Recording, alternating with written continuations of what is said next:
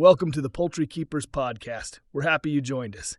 In this episode, Jeff Mattacks, Carey Blackmon, and Rip Stalvey are discussing the importance of vitamins and minerals in poultry diets. So let's get started.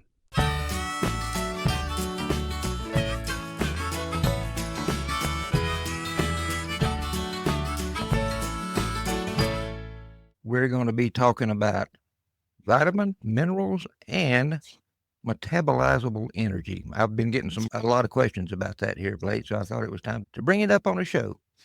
So, Jeff, just to get us started, Okay. are the purpose of vitamins in poultry diets? Most of them are to support health, right? Like your vitamin A is really important for like your retinols and stuff like that. And keratin is for like eye and different internal organs. They play a little bit in skin. Vitamin E is going to be your immune system support, as well as it also is going to aid the skin. Both A and E are going to transfer because a hen requires a higher level of vitamin A and E than like a growing or developing bird. A lot of that gets deposited into the egg for either you to eat or the chick. B vitamins are your calming vitamins. Again, they're going to support healthy liver function. A lot of those get deposited in the egg as well. They're drivers, so to speak, body systems. And yeah, vitamin D, that's your sunlight vitamin, but a lot of birds don't really get enough. And they're finding a connection between vitamin D and actually immune system support as well. Before, vitamin D was often ignored, and it was felt that 30 minutes of sun exposure would develop all the vitamin D you actually needed. Well, they're rethinking that, and they're seeing that vitamin D, pretty much in all living species, does play a beneficial role. Vitamin D also is key for your calcium absorption, so it's going to be tied into your eggshells. There's your quick rundown. So I have a question real quick in reference to the vitamin D. When you're using artificial lighting, does that help or hurt or make a difference? As long as it's full spectrum, right, and they're getting the right wavelength, then the bird's going to be able to process some vitamin D from that. And the vitamin D levels like that I recommend in the feed at 1,500 to 2,000, you're still safe. It's not like you're overdosing on the vitamin D.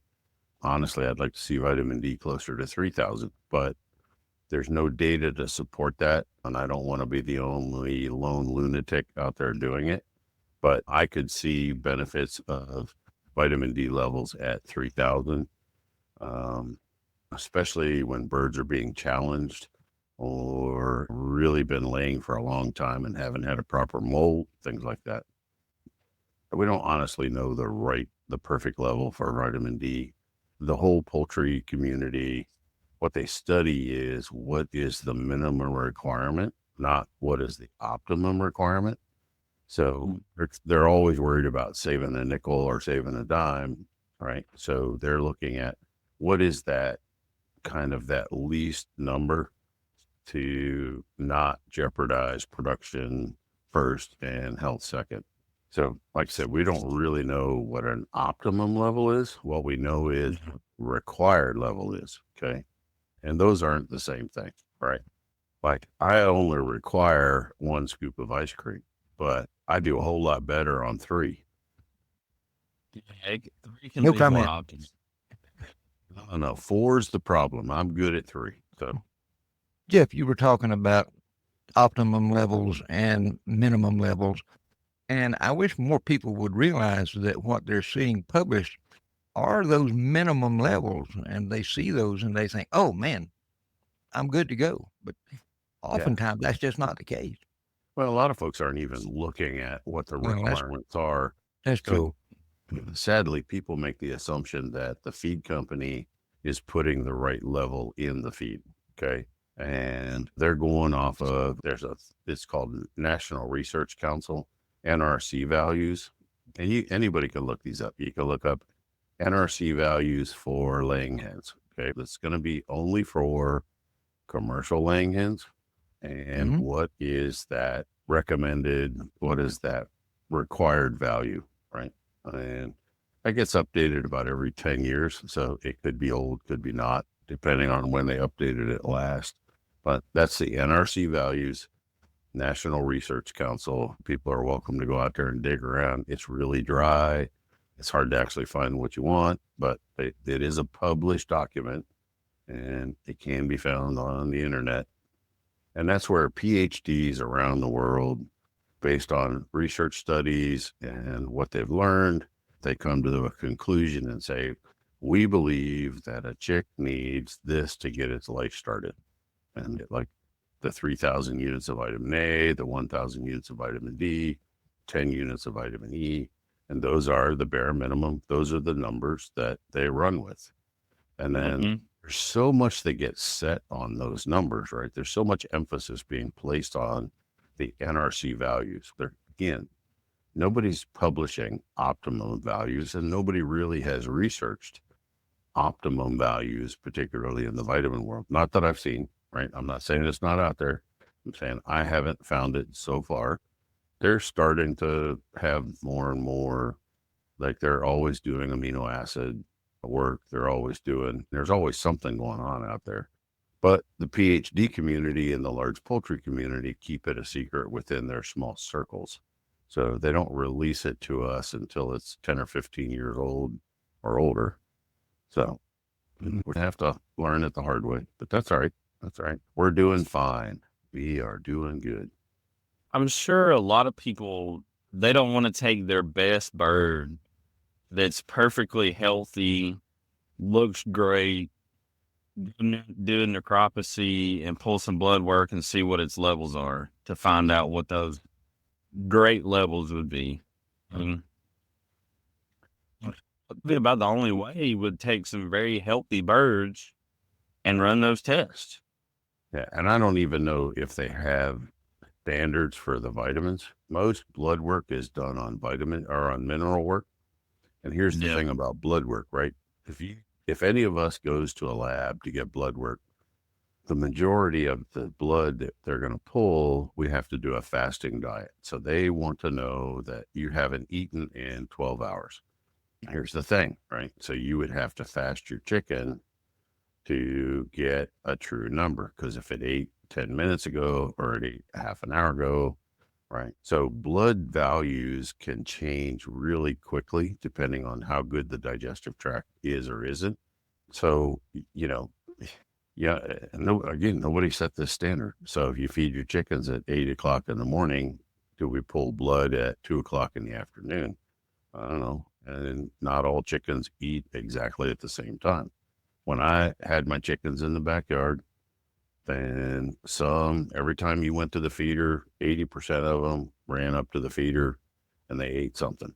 But there was always 20% that were more interested in a grasshopper, finding an earthworm or cricket, whatever. And they weren't as dependent or as interested in the feed. But I don't know, blood work to have a good number and know if you're even on track or not. Again, when did they eat last? What are they eating? I don't know. It would be great to know. I would love to know what optimum levels are.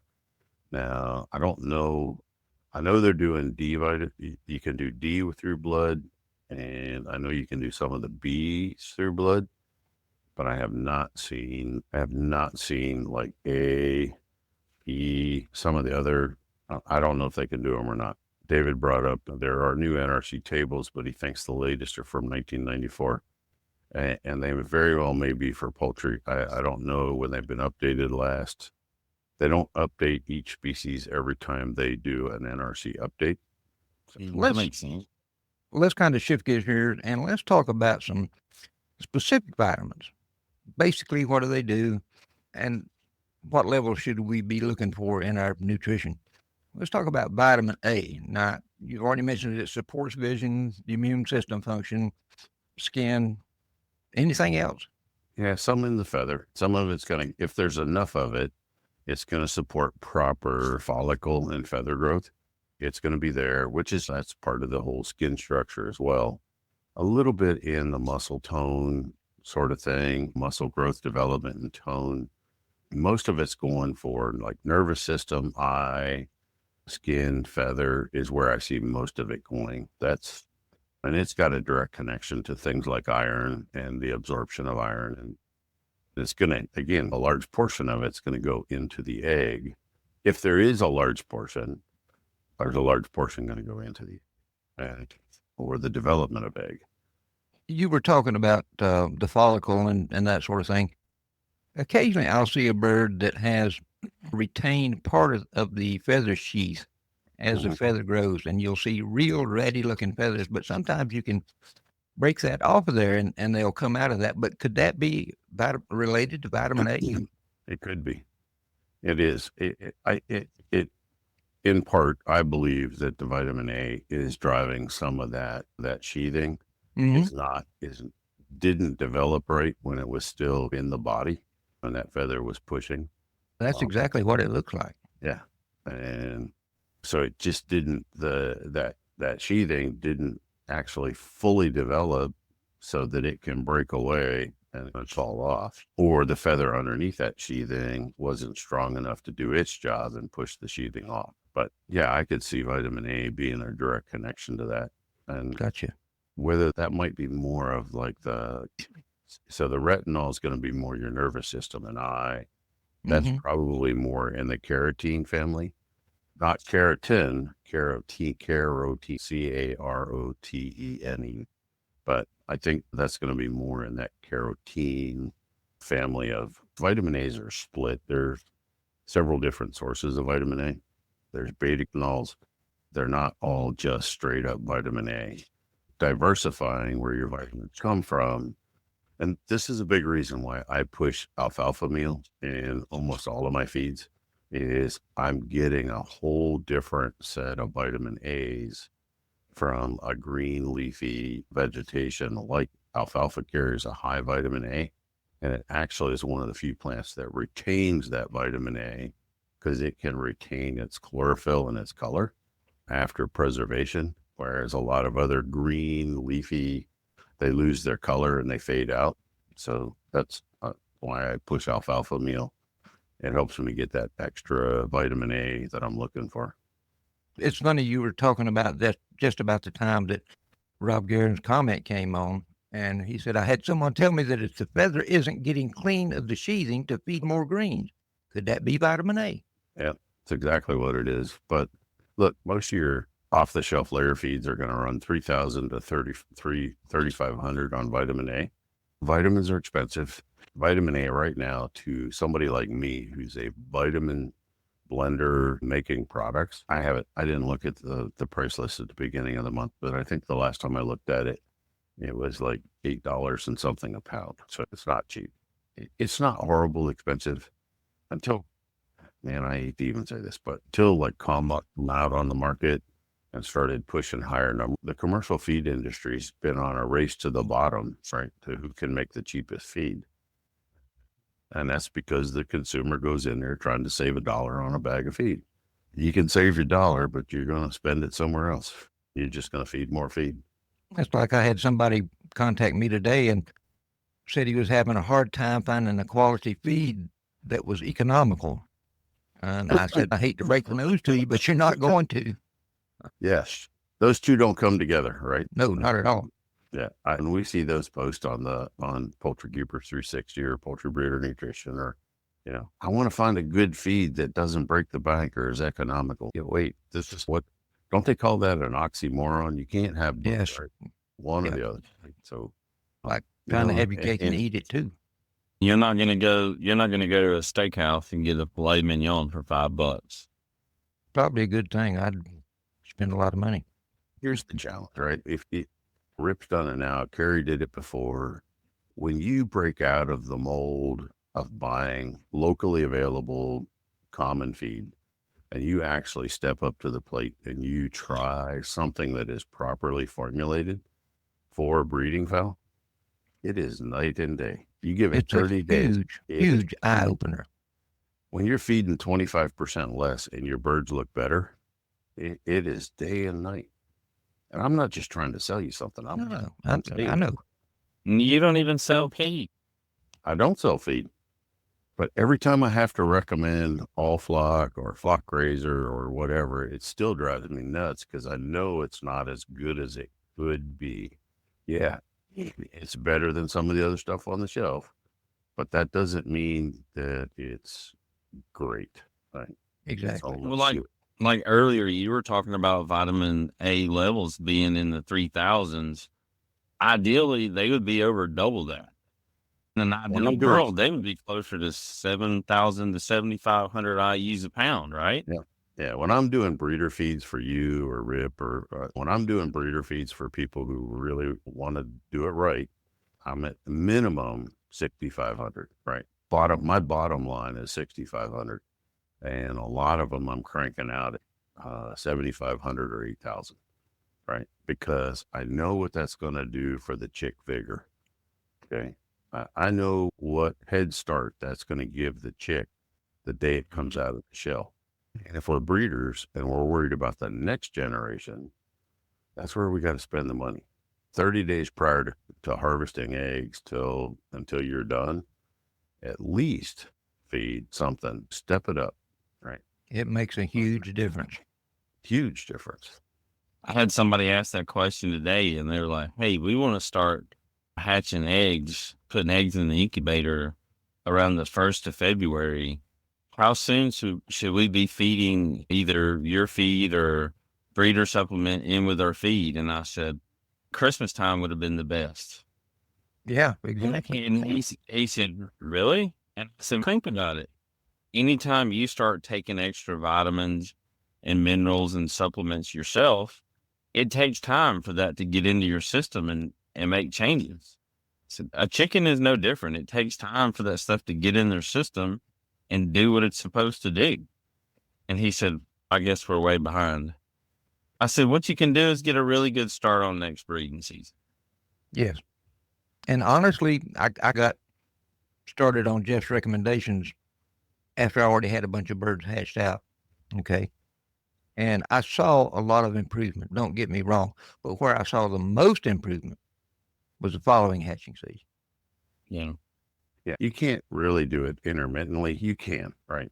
If you only want to feed for the breeding season, fine. You're going to see improvements.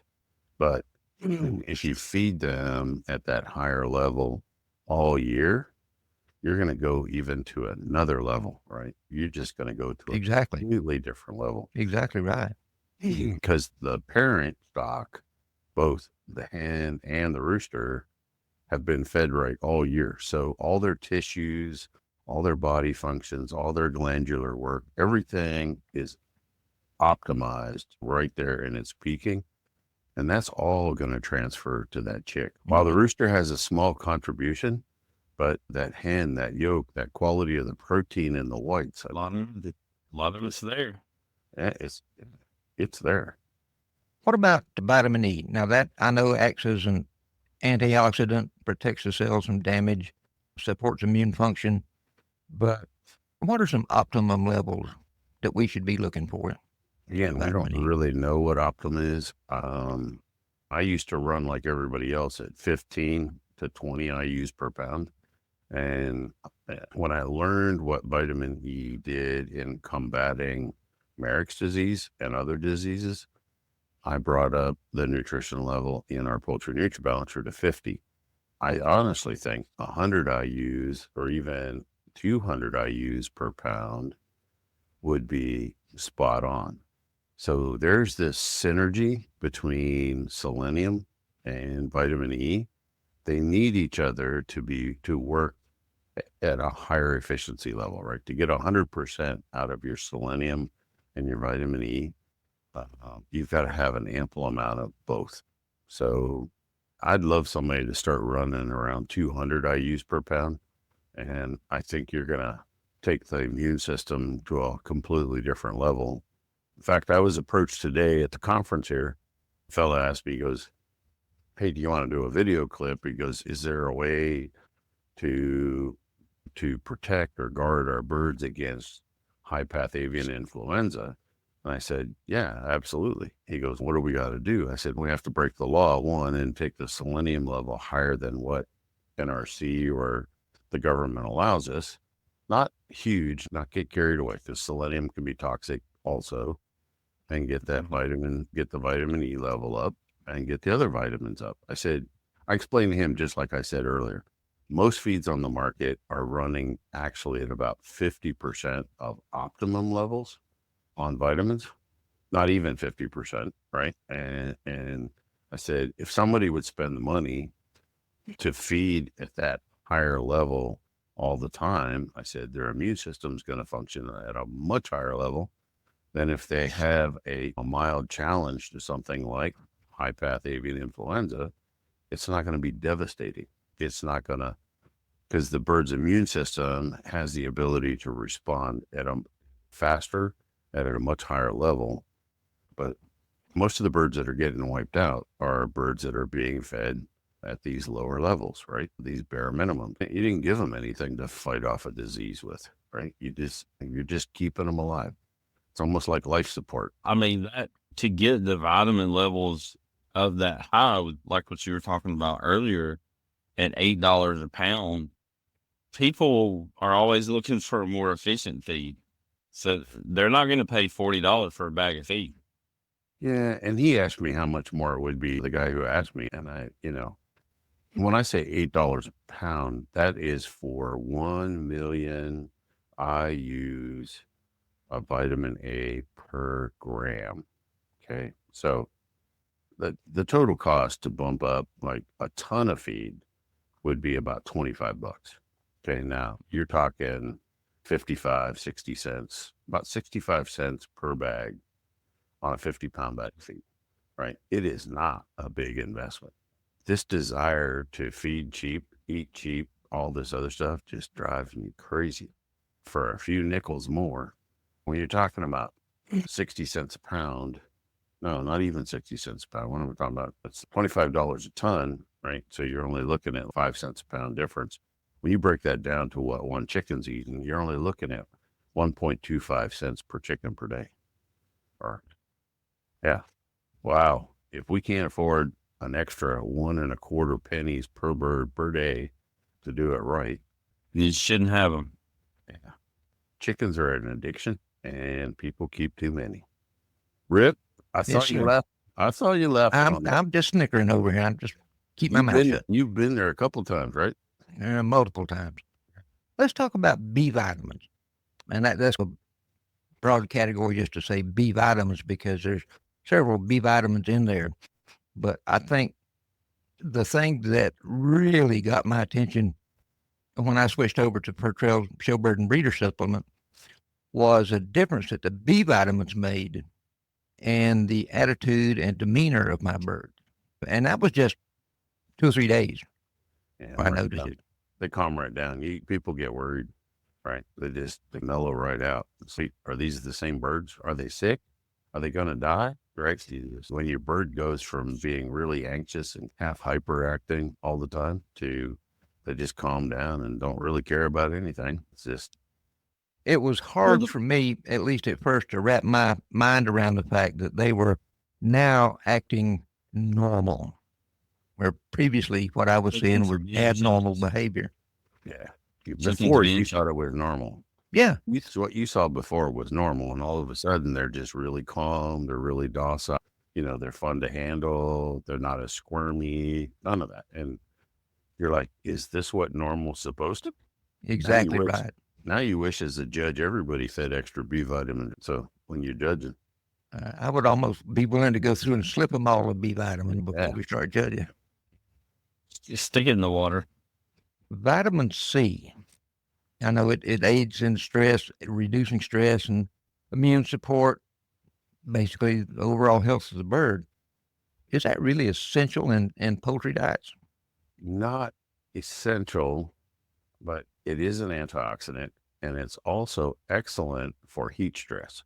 So if we had a way to use it when we need it, like in the middle of the summer when they're really under heat stress, here's the thing. It's really hard to hand add vitamin C to your chicken feed because we use a pure form of vitamin C, right? It's 99% vitamin C, ascorbic acid, and we are only adding either a half a pound to 1 pound, at the most 2 pounds, in a complete ton of feed. So working out that percentage, you're looking at 0.01% of the feed. How do you even contemplate adding that? And if you get too much vitamin C, it causes diarrhea and you end up with really loose manure.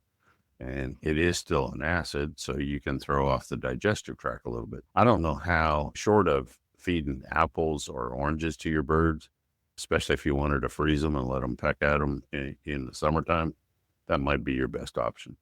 You can try running a little bit through the water, but to make that feed adjustment is pretty tough. But it's been proven time and time again for heat stress. It is phenomenal, right? So Let's talk a little bit about, I guess the best way to put it is feed storage to prohibit excessive vitamin loss.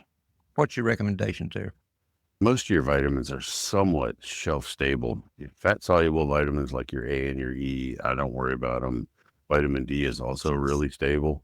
The vitamins I'm worried about are going to be your B class of vitamins. They are the one, your thiamine, your niacin, your riboflavin. And riboflavin goes in at such a small amount that to have those oxidize off before you get to feed your bird, I worry about that a little bit. The birds are you going to see the difference? No. It's a problem for me only because of how I think about things, a little bit too much of a perfectionist at times.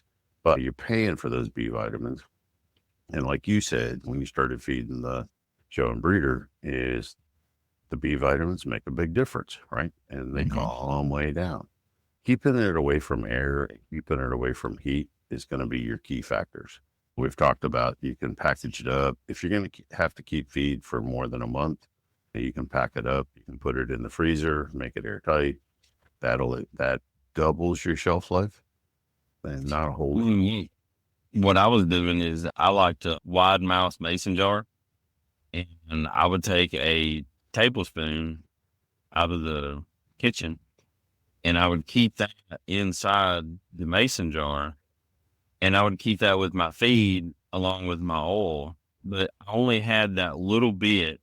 I'd get like a quart-sized jar and fill it halfway, and I would use that, and then I would get more out of my bag from the deep freeze so I could make sure that those vitamins did not lose their stability and make it all the way.